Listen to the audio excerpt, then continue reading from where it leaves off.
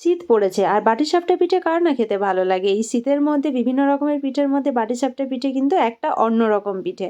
তো চলো খুব সহজেই কিন্তু বানিয়ে ফেলা যায় এই পিঠেটি। খুব সহজ এই রেসিপিটি। প্রথমেই নিয়ে নিচ্ছি আমি 2 কাপ মতো চালের গুঁড়ো, আর নিয়ে নেব সুজি হাফ কাপ মতো, আর দিয়ে দেব ময়দা 1 কাপ, আর নিয়ে নেব এখানে স্বাদ অনুযায়ী অল্প পরিমাণে লবণ, আর দিয়ে দেব গুড় দেব আমি এখানে হাফ কাপ মতো।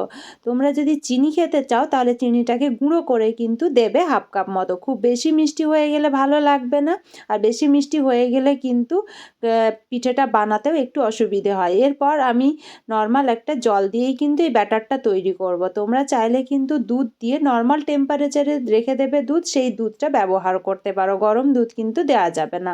এরপর খুব ভালোভাবে ব্যাটারটা তৈরি করছি। এই ব্যাটারটা না খুব বেশি পাতলা হবে না খুব বেশি মোটা হবে, মিডিয়ামভাবেই কিন্তু এই ব্যাটারটা তৈরি করতে হবে। তো দেখো আমি এখানে অল্প অল্প পরিমাণে জল দিয়েই এই ব্যাটারটা তৈরি করে নেব।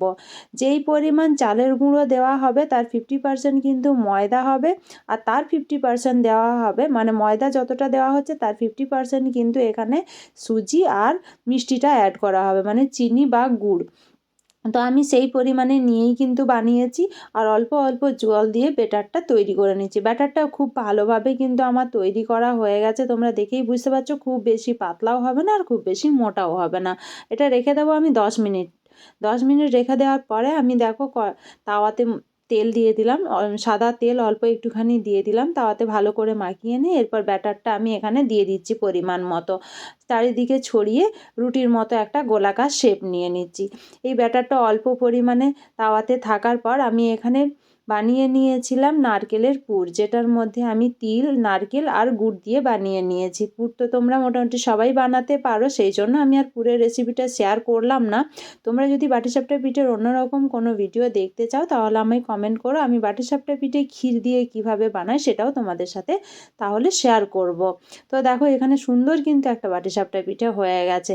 এইভাবেই কিন্তু আমি পিঠেগুলো বানিয়ে নিয়েছি। খেতে খুবই টেস্টি হয়, আর খুব সহজে খুব তাড়াতাড়ি এই পিঠেটা বানানো যায়। তোমরা তো পুরো ভিডিওটা দেখলে, তোমরা কে কে বানিয়ে খেলে বা বানাতে চাও সেটাও কমেন্ট করে জানিও, আর আমার ভিডিওটা তোমাদের কীরকম লাগলো সেটাও কিন্তু কমেন্ট করে জানিও।